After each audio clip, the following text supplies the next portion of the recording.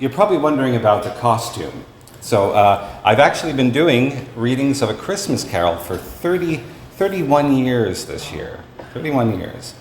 And you're the first audience who actually showed up. So this is very, very exciting. I borrowed this costume from the theater department of a college in Montreal that I wasn't even a student at in 1995, and they said, "Oh, bring it back when you're finished with it." Well, I'm not finished with it yet. But I'm so happy that you're here because this is a wonderful way for me to bring in the Christmas season too. I love this. I love this story. I've loved it since I was a kid, and I love being able to tell it. Does everybody know A Christmas Carol? Everybody knows the story? Well, I don't need to do this. No. Line them up, Steve. Line them up. So the script that we're using here, we're going to take an intermission after about 20 some odd minutes. That allows you time to go back to the bar. The script that I'm using is essentially the same script that Charles Dickens himself toured the world with. He toured the world doing readings of his work until just a year before his death. So he would go to theaters where people, because he was the Stephen King of his day. He was a pop icon of his day. And people would come out to theaters and to listen to him tell the story. So I'd like to hope that we might be channeling a little bit of the spirit of Dickens here this evening. So, as Steve said, last time we were together, and I know there's a couple of people who were at the last show, we did an evening of Edgar Allan Poe, an evening of ghost stories. And this, a lot of people I don't think realize that A Christmas Carol is a ghost story. Absolutely. In fact, the introduction, and I love this is Charles Dickens' introduction. He says, "I have endeavored in this ghostly little book to raise the ghost of an idea which shall not put my readers out of humor with themselves, with each other, with the season, or with me. May it haunt their house pleasantly, and no one wish to lay it aside." So, Marley was dead to begin with. There's no doubt whatever about that. The register of his burial was signed by the clergyman, the clerk, the undertaker, and the chief mourner. Why, Scrooge signed it. And Scrooge's name was good upon change for anything he chose to put his hand to. Old Marley was as dead as a doornail. Scrooge knew he was dead. Of course he did. How could it be otherwise? Scrooge and he were partners for, I don't know how many years. Scrooge never painted out old Marley's name. There it stood years afterwards above the warehouse door, Scrooge and Marley. Oh, but he was a tight-fisted hand at the grindstone, Scrooge, a squeezing, wrenching, grasping, clutching, covetous old sinner. Our story begins once upon a time, of all the good days in the year, upon a Christmas Eve, as old Scrooge sat busy in his office. The door of Scrooge's counting house was open that he might keep his eye upon his clerk, a gentle soul best known to his friends and family as Bob Cratchit, you'll meet him soon, who, in a little dismal cell beyond, was copying letters. "A Merry Christmas, Uncle! God save you!" cried a cheerful voice. It was the voice of Scrooge's nephew, a fellow called Fred, who came upon him so quickly that this was the first intimation Scrooge had of his approach. "Bah!" said Scrooge. "Humbug! Christmas a humbug, Uncle? Oh, you don't mean that, I'm sure." "I do, Out upon Merry Christmas.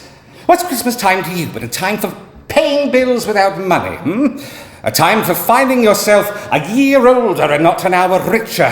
If I had my will, every idiot who goes about with Merry Christmas on his lips should be boiled in his own pudding and buried with a stake of holly through his heart. He should, nephew. You keep Christmas in your own way, and let me keep it in mine." "Keep it? But you don't keep it, Uncle. Let me leave it alone, then. Much good it may do you, much good it has ever done you. Oh, don't be angry, Uncle. Come dine with us tomorrow night. Now, Scrooge said that he would see him. Yes, indeed, he said he would see him. He went the whole length of that particular extension, that he would see him, ... But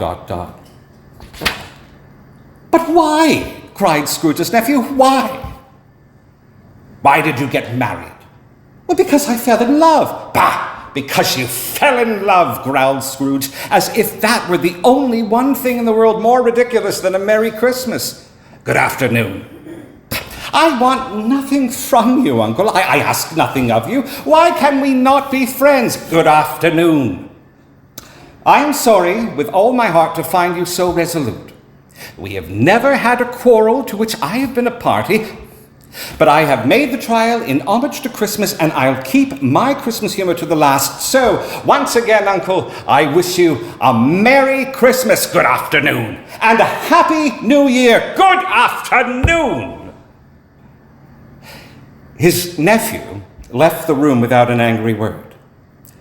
The clerk, in letting Scrooge's nephew out, had let 2 other people in. Now, they were portly gentlemen, pleasant to behold, and now stood with their hats off in Scrooge's office. They had books and papers in their hands, and they bowed to him. Scrooge and Marty's, I believe, said one of the gentlemen, referring to his list. Have I had the pleasure of addressing Mr. Scrooge or Mr. Marley? Mr. Marley has been dead these 7 years, replied Scrooge. He died, in fact, 7 years ago this very night. Well, at this festive time of the year, Mr. Scrooge, said the gentleman, taking up a pen, it is more than usually desirable that we should make some slight provision for the poor and destitute who suffer greatly at the present time. Many thousands are in want of common necessities. Hundreds of thousands are in want of common comforts, sir. Are there no prisons? Oh, yes, plenty of prisons, but they scarcely furnish Christian cheer of mind or body to the multitude. Few of us are endeavoring to raise a fund to buy the poor some meat and drink and means of warmth. We choose this time because it is a time of all others when want is keenly felt and abundance rejoices. What shall I put you down for? Nothing. Oh, you wish to remain anonymous. I wish to be left alone, gentlemen. Since you ask me what I wish, that is my answer. I don't make merry myself at Christmas, and I can't afford to make idle people merry. I help to support the prisons and the workhouses. They cost enough, and those who are badly off must go there. Many can't go there, and many, sir, would rather die. Well, if they would rather die, replied Scrooge, they had better do it and decrease the surplus population. At length, the hour of shutting up the counting house arrived, and with an ill will, Scrooge, dismounting from his stool, tactily admitted this fact to the expectant clerk, who instantly snuffed his candle out and put on his hat. You want the whole day tomorrow, I suppose? If it's quite convenient, sir. It is not convenient, and it's not fair. If I was to stop half a crown for it, you think yourself mightily ill-used, I'll be bound, And yet you don't think me ill-used when I pay a day's wages for no work. It only comes once a year, sir. Bah!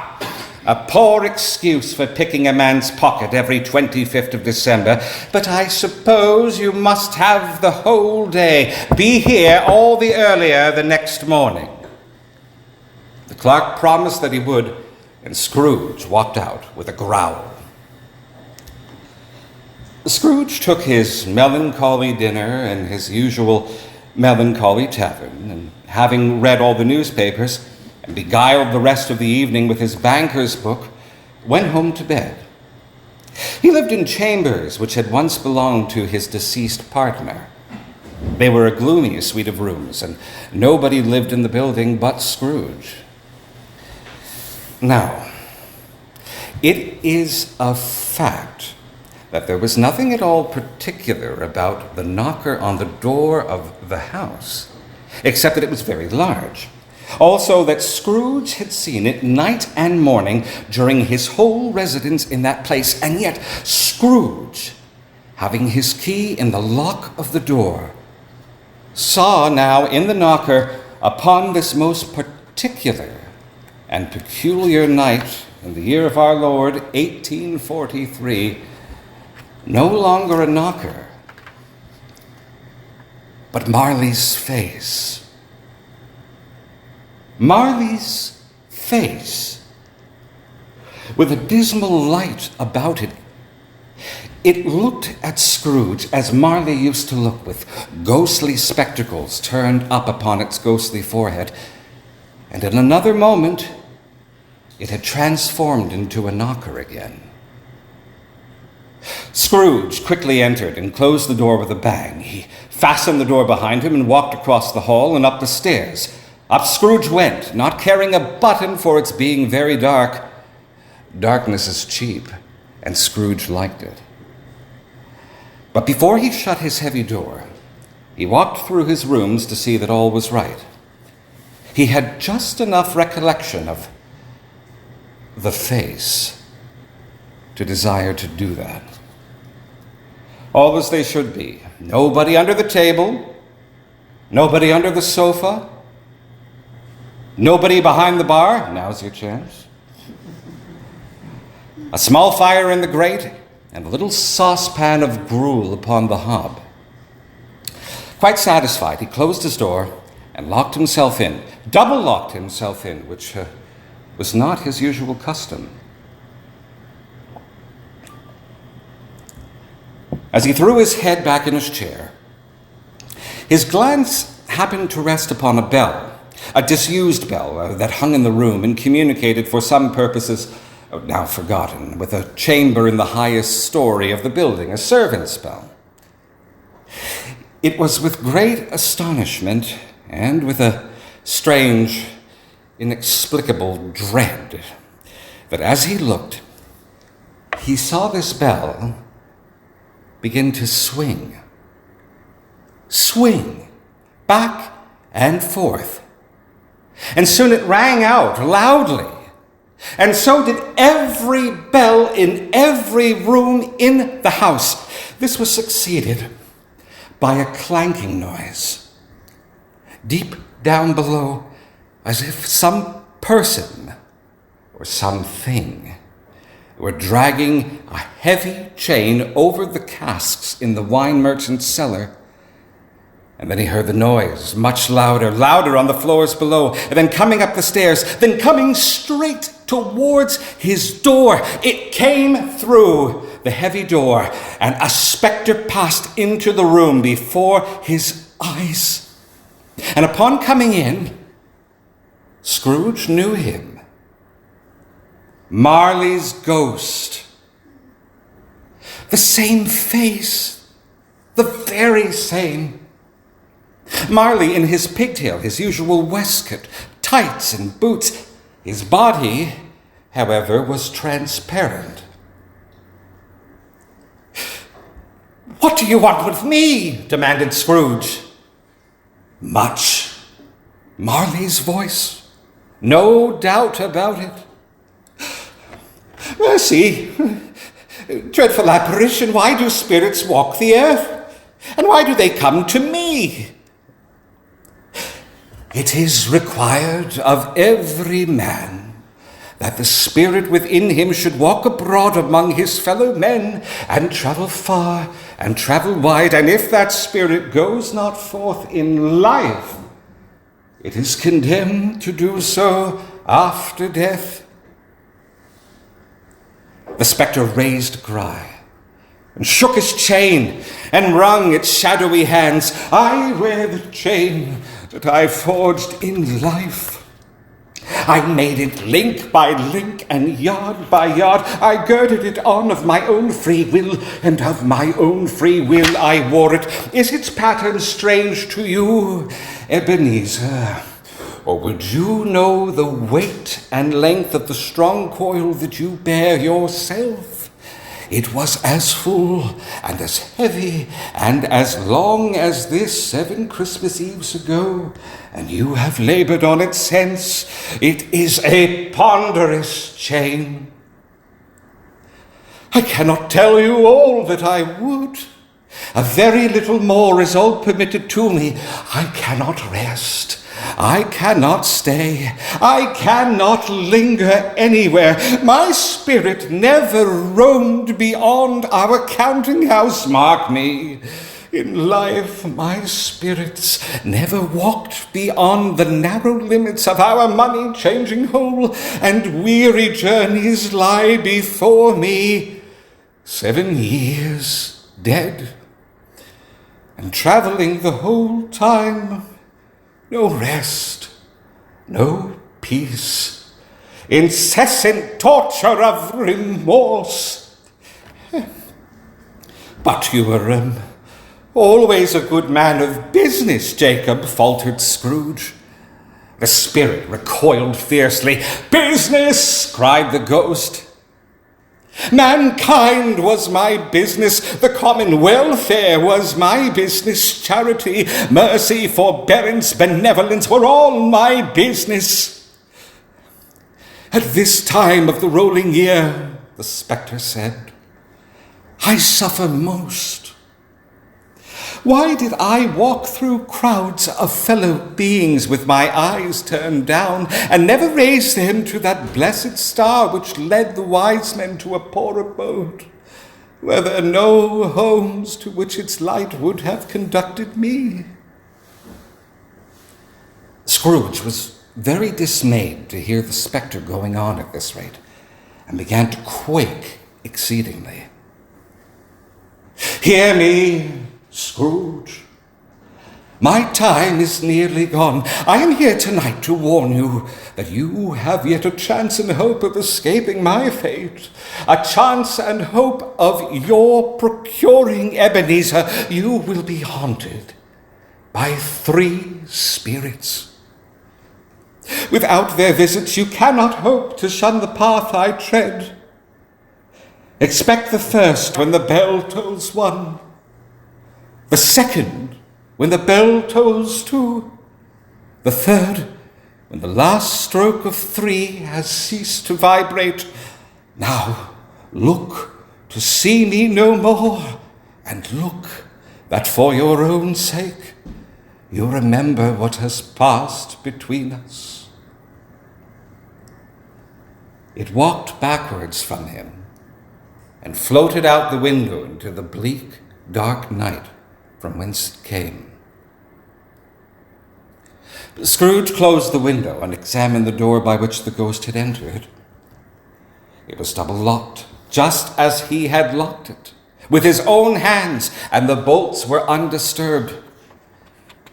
Scrooge tried to convince himself that it was his imagination. He tried to say, humbug, but stopped at the first syllable and decided to go to bed. Scrooge awoke as the church clock tolled a deep, dull, hollow, melancholy 1.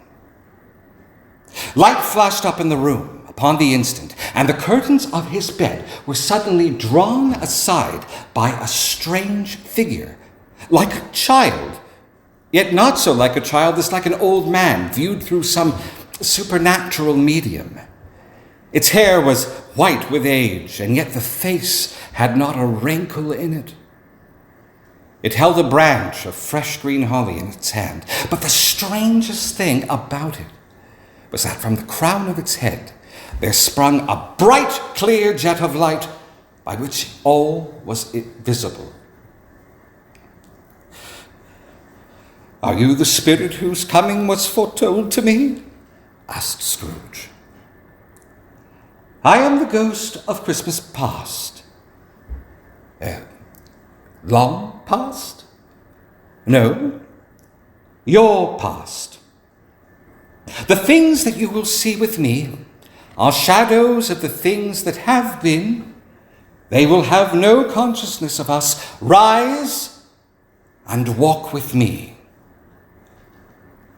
It would have been in vain for Scrooge to plead that the bed was warm and the thermometer a long way below freezing, or that he was clad but lightly in his slippers, his dressing gown, and his nightcap.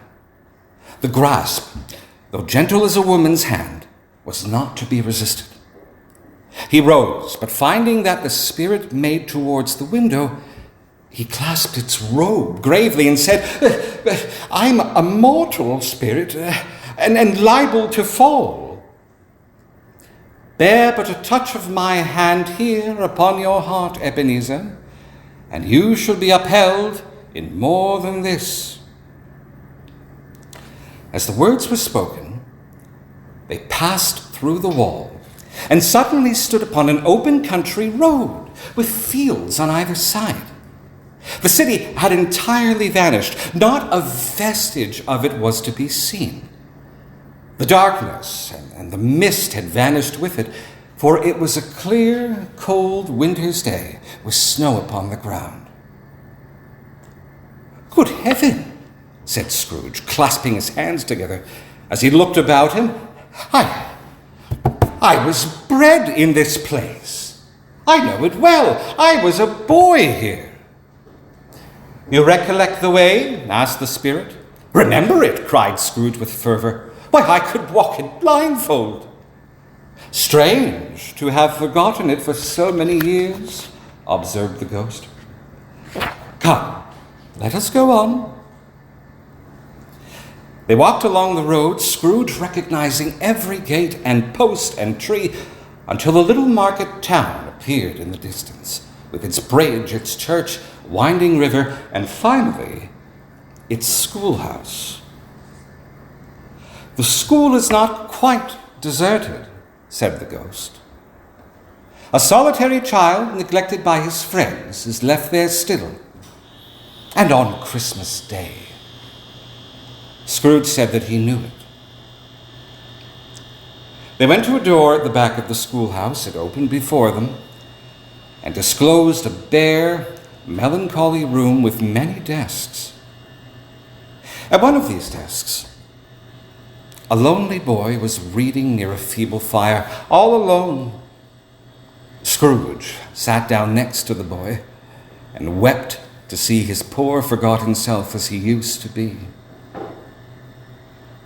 After an interminable amount of silence and reflection, a door opened, and a little girl came darting in, and putting her arms around his neck, addressed him as, Dear, dear brother. I have come to bring you home, dear brother, said the child, clapping her tiny hands and bending down to laugh. To bring you home, home, home. Home, little Fan? Returned the boy. Yes, said the child, brimful of glee. Home for good and all, home forever and ever and ever. Father is so much kinder than he used to be. He spoke so gently to me one dear night that I was not afraid to ask him once more if you might come home. And he said, yes, you should, and send me in a coach to fetch you, and you're to be a man and are never to come back here. But first, we're to be together the whole Christmas long and have the merriest time in the world. Oh, but the reprieve would not be long before Scrooge was again sent away by his cruel, cruel father, this time forever, to make a place for himself in the world, in business. Always a delicate creature whom a breath might have withered, said the ghost. But she had a large heart. So she had, spirit, so she had. She died a woman, said the ghost, and had, as I think, children. One child, Scrooge returned. True, said the ghost. Your nephew. Scrooge seemed uneasy in his mind and answered briefly, yes. They were now suddenly, yet again, in the busy thoroughfares of a city. Now here, too, it was Christmas time, albeit some years later. The ghost stopped at a certain warehouse door and asked Scrooge if he knew it. Know it, he said. Why, I was apprenticed here. They went in. At the sight of an old gentleman in a Welsh wig sitting behind a high desk, Scrooge cried in great excitement, Why, it's old Fezziwig! Oh, bless his heart, it's Fezziwig, alive and well again. Now old Fezziwig, a jolly, jolly man, laid down his pen and looked up at the clock, which pointed to the hour of 7. He rubbed his hands together and called out in a jovial voice, Yo-ho there, Ebenezer! Yo-ho, yo-ho, Wilkins! A living and moving picture of Scrooge's former self, a young man, came briskly in, accompanied by his fellow apprentice. Yes, yo-ho, my boys, said Fezziwig. No more work tonight. Yes, Christmas Eve. Christmas, Ebenezer, yes, let's have the shutters up before a man can say Jack Robinson, yes. Clear away, my lads, and let's have lots of room here. Clear away, clear away. There was nothing that they wouldn't have cleared away or couldn't have cleared away with old Fezziwig looking on. It was done in a minute. Every movable was packed off, fuel was heaped upon the fire, and the warehouse was as snug and warm and dry and bright a ballroom as you would desire to see upon a winter's night. In came a fiddler. In came Mrs. Fezziwig and the 3 Miss Fezziwigs, beaming and lovable. In came all the young men and women employed in the business. In came the housemaid, the baker, the cook, the milkman. There were dances, there was cake, there was cold roasts and cold boiled mince pies. Yes, Steve, and plenty of beer. It's in the book, and plenty of beer. When the clocks struck 11, this domestic ball broke up. Mr. and Mrs. Fezziwig took their stations, one on either side of the door, and shaking hands with every person individually as he or she went out, wished him or her a Merry Christmas.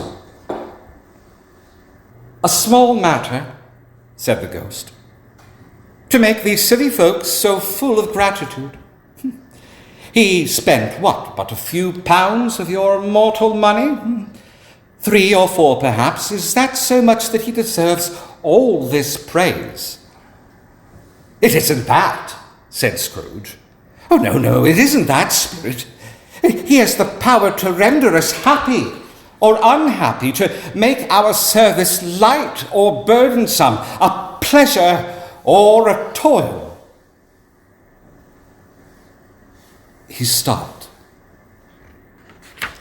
The Spirit asked him what was the matter. Nothing particular. I should like to be able to say a word or two to my club right now. That's all. My time grows short, observed the Spirit. Come. Again Scrooge saw himself. He was older now. A man in the prime of his life. He was not alone, but sat by the side of a fair young girl in a black dress, in whose eyes there were tears. It matters very little, she said softly to Scrooge's former self. Another idol has displaced me, a golden one. I have seen your nobler aspirations fall off one by one until that master passion, gain, engrosses you. Even if I have grown so much wiser, I am not changed towards you, spoke the younger Scrooge. Have I ever sought release from our engagement?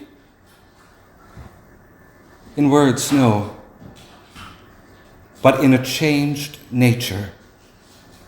In an altered spirit, if you were free today, Ebenezer, can even I believe that you would choose a dowerless girl? Or choosing her, do I not know that your repentance and regret would surely follow? I do. And I release you with a full heart for the love of him that you once were. Remove me! Old Scrooge exclaimed to the spirit, I cannot bear it, leave me! Take me back! Haunt me no longer! And in a moment, he was again alone in his own bedroom. Scrooge sank back into a heavy sleep, soon to be awakened when the bell would toll 2. And we're going to find out what happens after a brief little intermission. A few minutes. Thank you.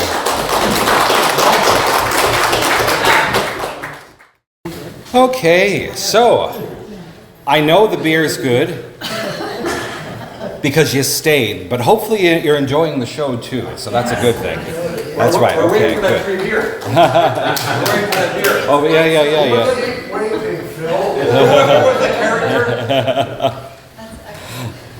I'm glad you're enjoying it. Keep waiting. Okay, well, if everyone's got their beverage and everyone's comfortable, let's see how the rest of the night goes.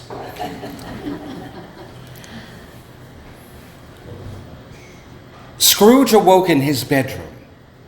However, it and his own adjoining sitting room, into which he shuffled into his slippers, attracted by a great light there, had undergone a surprising transformation.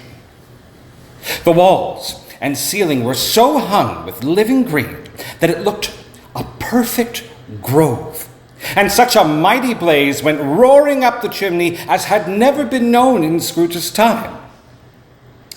Heaped upon the floor to form a sort of throne were turkeys, geese, long wreaths of sausages, mince pies, plum puddings, red-hot chestnuts, juicy oranges, immense 12 cakes, and great bowls of punch.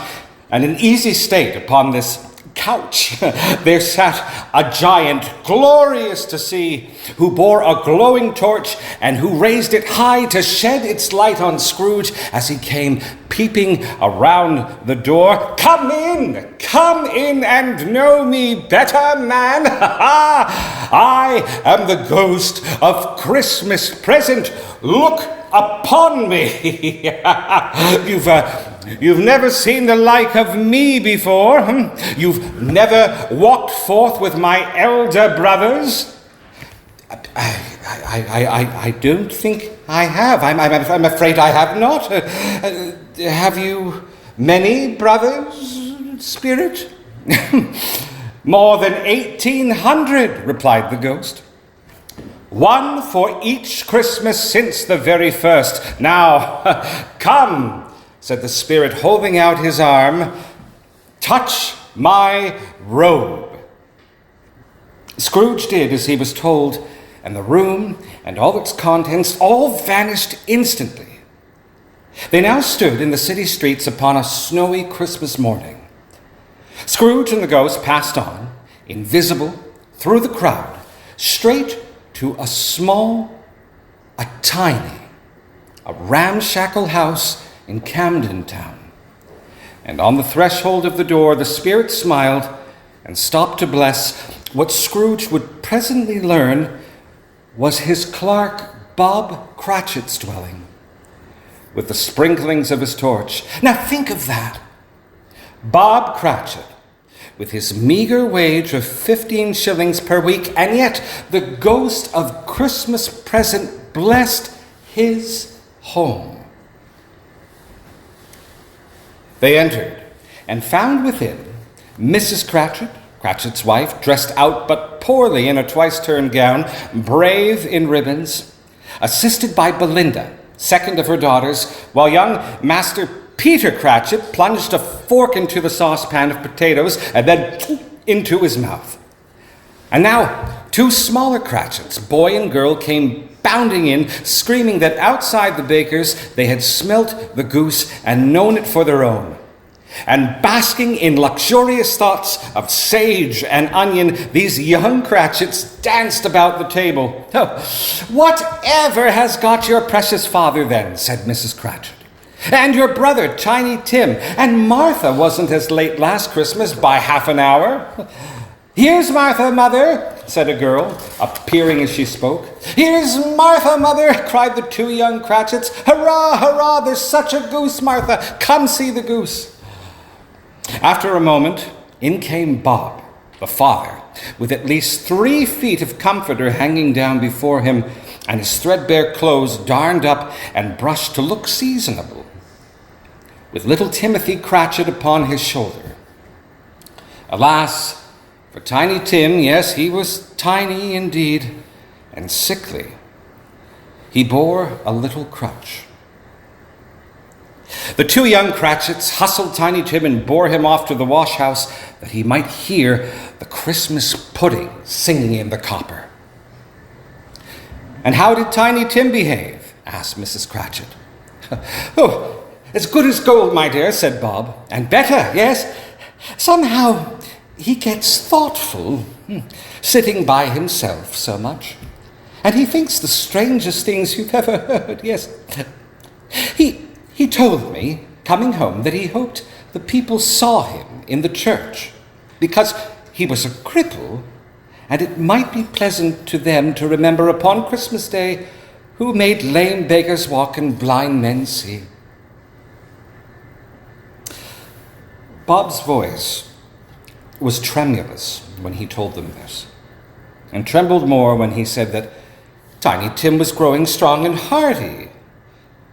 But the truth was, well, we shall come to that soon enough. Master Peter and the 2 young ubiquitous Cratchits went to fetch the goose, with which they soon returned in high procession. Mrs. Cratchit made the gravy, ready beforehand in a little saucepan, hissing hot. Master Peter mashed the potatoes with incredible vigor. Miss Belinda sweetened up the applesauce. Martha dusted the hot plates. It was a small goose, a meager feast. Even Scrooge conceded as much. "Oh, but there never was such a goose." Bob said he didn't believe there was ever such a goose cooked. And the pudding, oh, the pudding, what a wonderful pudding. Everybody had something to say about it, but nobody said or thought it was at all a small pudding for a large family. Any Cratchit would have blushed to hint at such a thought. At last the dinner was all done. The cloth was cleared, the hearth swept, and the fire made up, and then all the Cratchit family drew round the hearth. Bob served out the Christmas punch, and then with a glass raised proposed, "A Merry Christmas to us all, my dears. God bless," which all the family re-echoed. "God bless us, everyone," said Tiny Tim, the last of all. He sat very close to his father's side, did Tiny Tim, upon his little stool. Bob held his withered hand in his as if he loved the child and wished to keep him by his side and dreaded that he might be taken from him. Scrooge turned to the ghost quietly. "Spirit," he asked, "will Tiny Tim live? I see a vacant seat in the poor chimney corner, and a crutch without an owner carefully preserved. If these shadows remain unaltered by the future, the child will die. But come, Scrooge, Will his death not assist to decrease the surplus population? Scrooge looked away, ashamed. It was a great surprise to Scrooge, as the scene vanished, to hear a hearty laugh. It was a much greater surprise to Scrooge to recognize it as his own nephew's, and to find himself in a bright, dry, gleaming room wherein Fred, his young wife, and their friends held glasses high for a Yuletide toast. "He said that Christmas was a humbug," cried Scrooge's nephew, and the room erupted with laughter. "He believed it too. Well, I suppose he's a comical old fellow, in his way. However, his offences carry their own punishment, and I have nothing ill to say against him. Who suffers by my uncle's ill whims? Himself, always, and only himself. Here he takes it in his head to dislike us, and he won't come and dine with us. What's the consequence? He loses a very good dinner, he loses some pleasant memories which could do him no harm. And I mean to give him the same chance every year, whether he likes it or not, for not only do I pity him, but I also love him, as did my mother before me, and so for her sake, let us raise a glass to Uncle Ebenezer, hurrah!" Games, music, and merriment were promised to ensure, but the whole scene passed off in the breath of the last word spoken by his nephew. And Scrooge and the spirit were again on their mystical travels. Much they saw, far they went, and many homes they visited, but always with a happy end. The spirits stood beside sick beds, and they were cheerful on foreign lands, and they were close at home by struggling men, and they were patient in their greater hope by poverty. And it was rich. In almshouse, hospital, and jail, in misery's every refuge, where vain man in his little brief authority had not made fast the door and barred the spirit out, he left his blessing.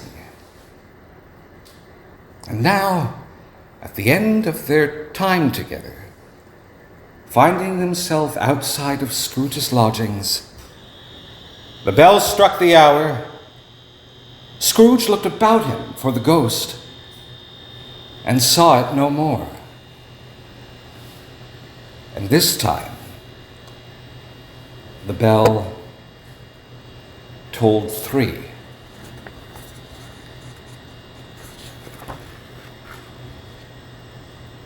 The phantom slowly, gravely, silently approached. When it came near him, Scrooge bent down upon his knee, for in the air through which the spirit moved, it seemed to scatter gloom and mystery. It was shrouded in a deep black garment which concealed its head, its face, its form, and left nothing of it visible save for one outstretched hand.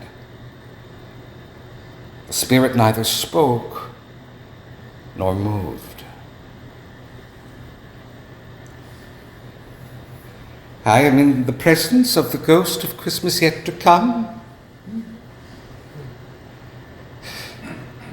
Ghost of the future, I fear you more than any spectre I have seen.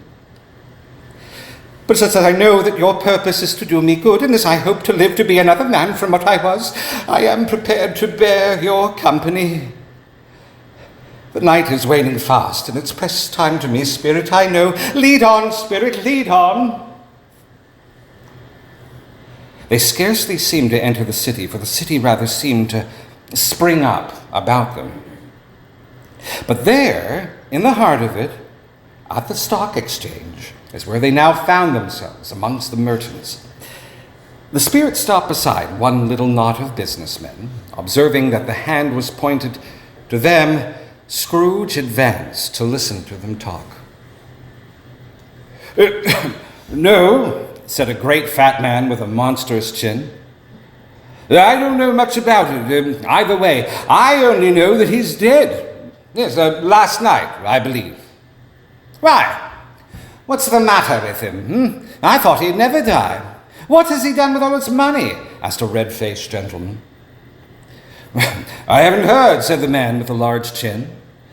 Company, perhaps, yes. He hasn't left it to me. That's all I know.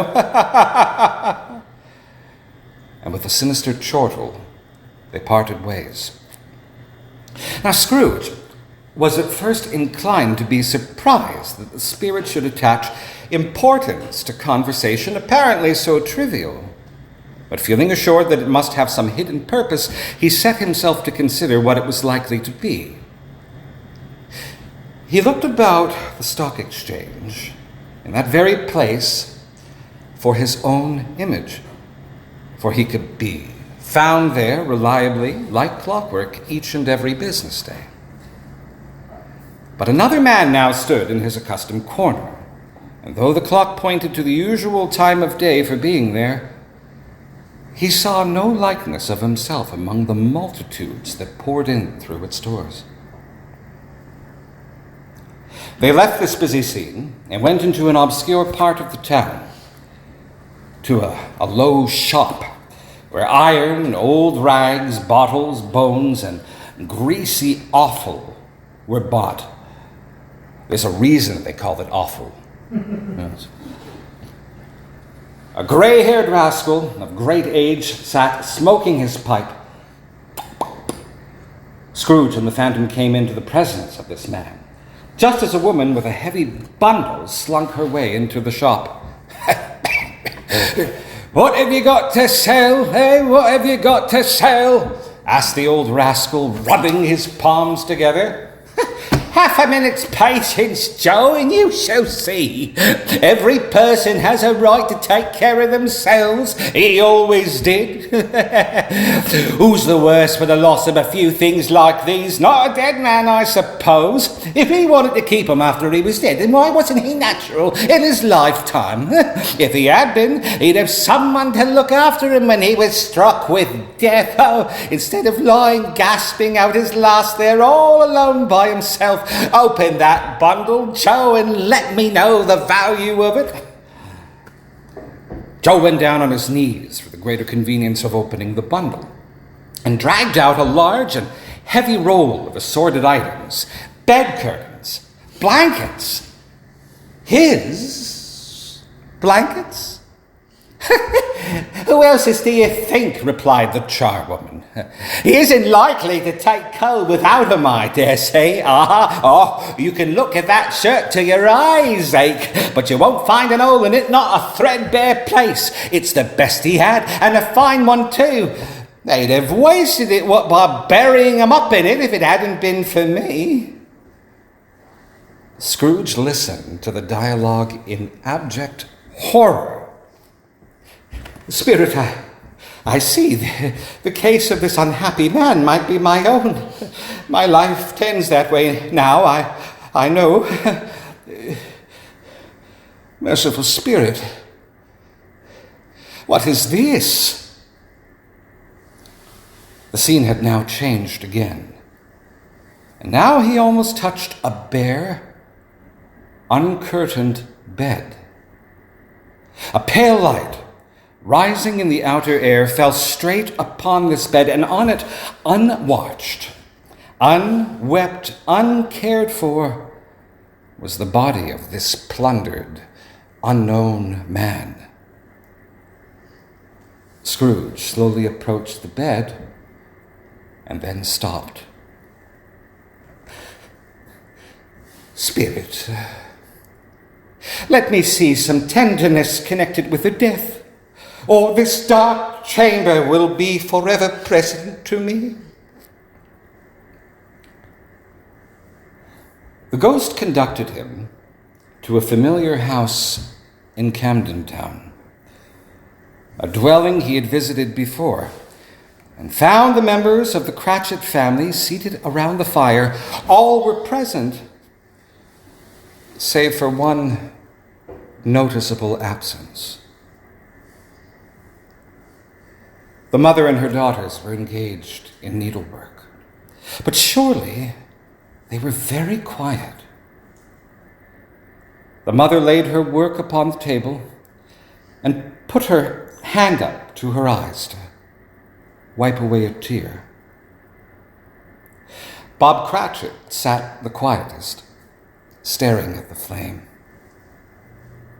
The two young Cratchits got upon his knees and laid each child a little cheek against his face, as if they said, "Don't mind it, Father. Don't be grieved." Bob was very cheerful with them and spoke pleasantly to all the family. He looked at the needlework upon the table and praised the industry and speed of Mrs. Cratchit and the girls when they would be done long before Sunday, yes, long before Sunday, in time for the service. "You went there today, then, Robert?" Mrs. Cratchit asked her husband. "Yes, my dear, I wish you could have gone. It would have done you good to see how green a place it is. But you'll see it often. I promised him that. I promised him that we would walk there on Sundays. My little child. My little child." He broke down all at once. He couldn't help it. If he could have helped it, he and his child would have been farther apart, perhaps, than they now were. "Spectre," said Scrooge, "something informs me that our parting moment is at hand.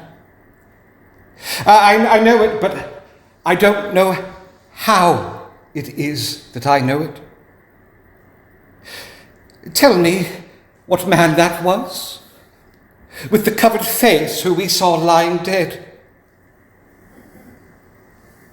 The ghost of Christmas yet to come conveyed him to a dismal, wretched, ruinous churchyard. It was a worthy place for the dead.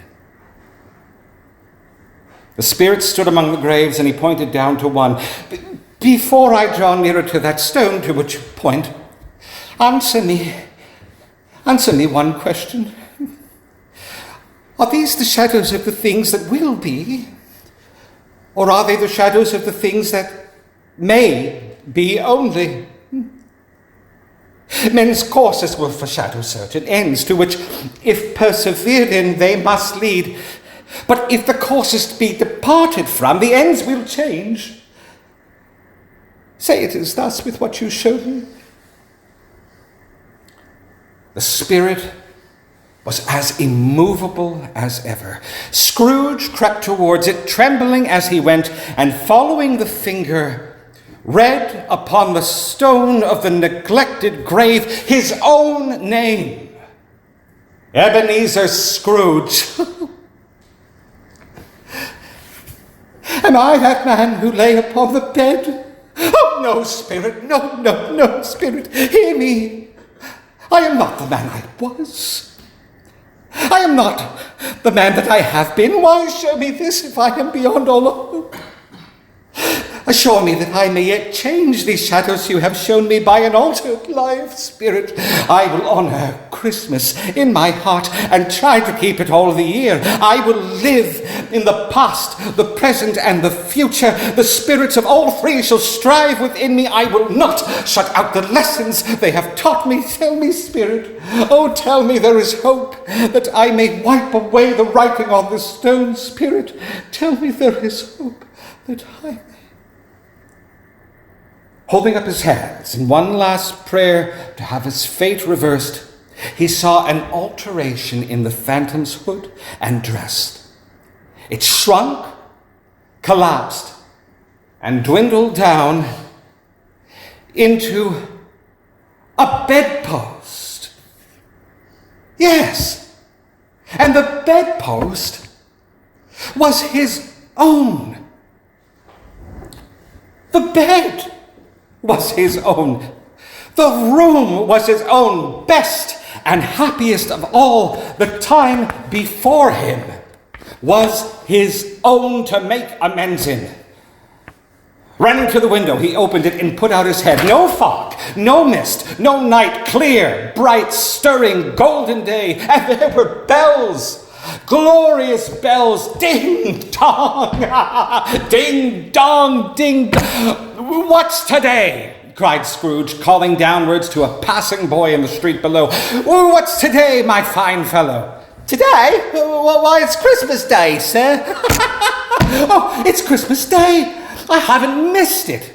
Do you know the poulterers in the next street but one? And do you know whether they've sold the prize turkey that was hanging up there? What, the one as big as me? Oh, yes. Oh, what a delightful boy. It's a pleasure to talk to him. It really is. Yes, my buck. It's hanging there now, sir. It is.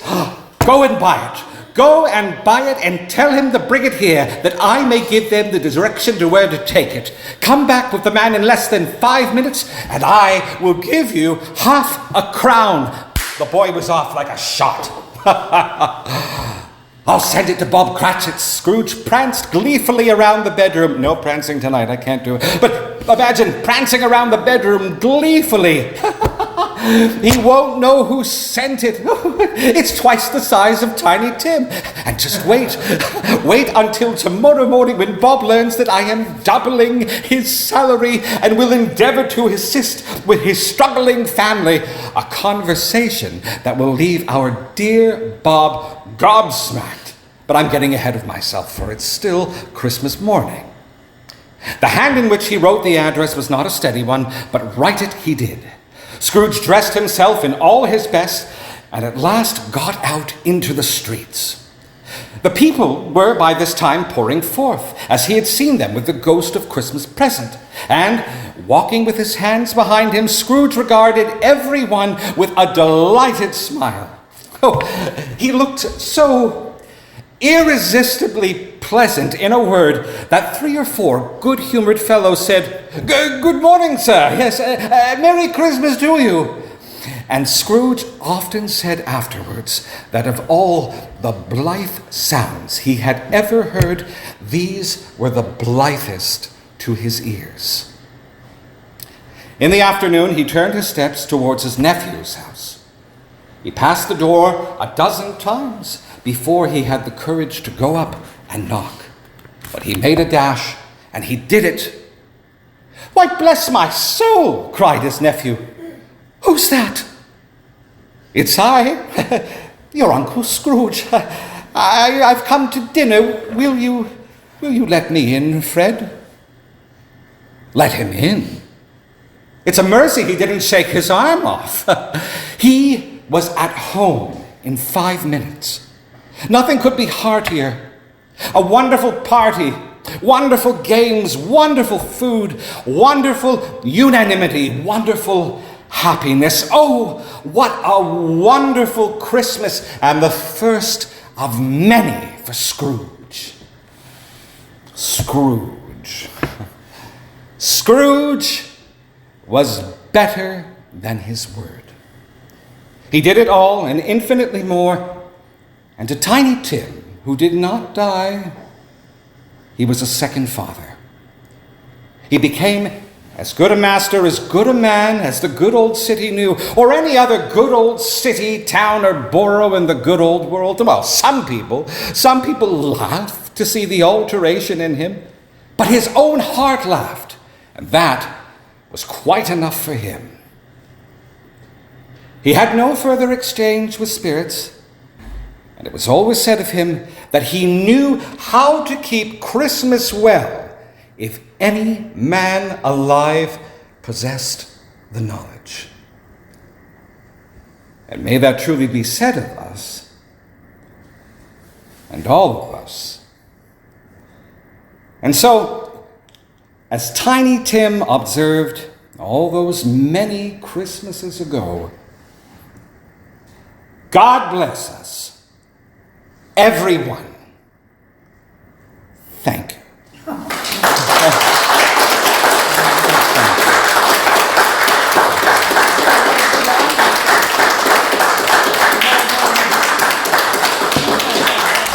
Thank you, folks. Thank you to Steve and Robin for hosting this event. Thank you, Deanna, for listening to this a million times as I work on it at home.